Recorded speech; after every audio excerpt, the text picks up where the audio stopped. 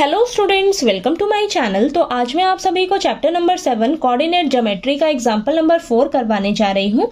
हमें दिया है find a relation between x and y such that the points x, y is equidistant from the points 7, 1 and 3, 5। तो example number 4 में हमें x और y के बीच में ना रिलेशन फाइंड आउट करने के लिए बोला गया है, ठीक है। और हमें एक पॉइंट दिया है जिसके कोऑर्डिनेट्स दे रखे हैं x, y। अब ये जो पॉइंट है ना, ये इन दोनों पॉइंट से इक्विडिस्टेंट पर दिया है, ठीक है। तो ये हमें बोला गया है, ठीक। तो चलिए मैं इसका डायग्राम बनाती हूँ, तब आपको अच्छे से क्लियर होगा। तो देखिए हमें एक पॉइंट दिया है, इस पॉइंट को मैं मान लेती हूँ P, ठीक है। इसके कोऑर्डिनेट हमें दे रखे हैं x, y, ठीक। अब ये जो पॉइंट है ना, ये इन दो पॉइंट से इक्विडिस्टेंट पर है। अब ये दो पॉइंट्स हमें क्या दे रखे हैं, इनको नाम दे देते हैं हम, ये A पॉइंट और ये B पॉइंट, ठीक है। तो देखिए ये इस P पॉइंट से इक्विडिस्टेंस पर है, ठीक है।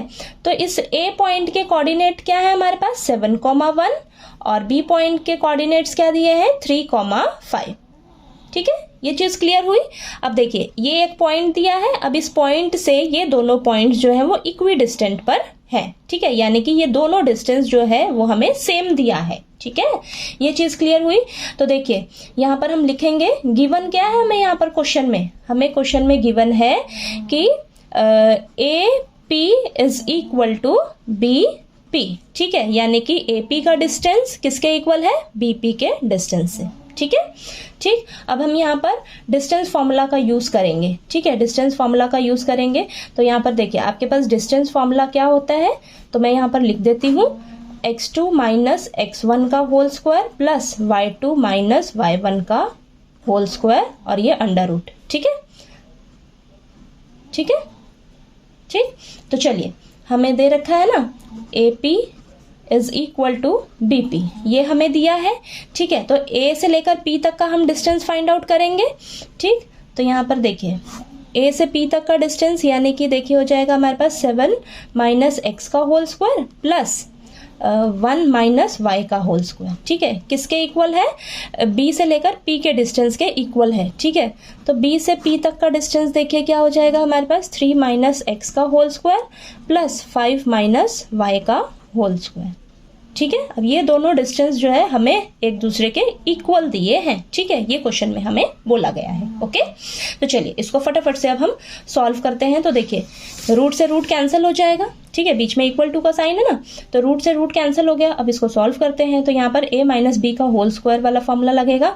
तो यहाँ पर मैं लिख देती हूँ साइड में a माइनस बी का होल स्क्वायर किसके इक्वल होता है a square plus b square minus का 2ab, ठीक है।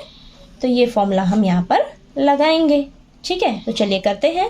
तो ये आ जाएगा 49 plus X square minus 14x, ठीक है, plus 1 plus Y square minus 2y, ठीक है। ये हो गया।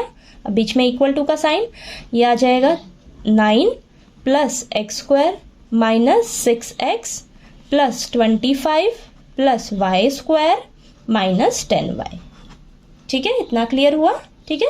अब चलिए यहाँ पर देखते हैं हमारे पास क्या क्या कैंसिल हो सकता है। तो लेफ्ट हैंड साइड में एक्स स्क्वायर है, राइट हैंड साइड में एक्स स्क्वायर है, ठीक है। इधर लेफ्ट हैंड साइड में आपके पास वाई स्क्वायर है, राइट हैंड साइड में भी वाई स्क्वायर है, ठीक है।